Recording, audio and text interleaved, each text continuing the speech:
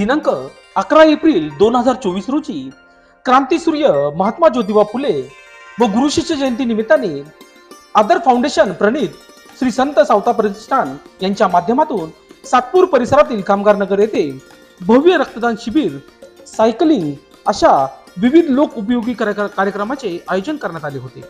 त्या प्रसंगी विविध राजकीय मान्यवरांनी देखील त्या कार्यक्रमासाठी आपली उपस्थिती दर्शवली होती। तसेच लोक उपयोगी कार्यक्रमात असंख्य नागरिकांनी सहभाग नोंदवला होता।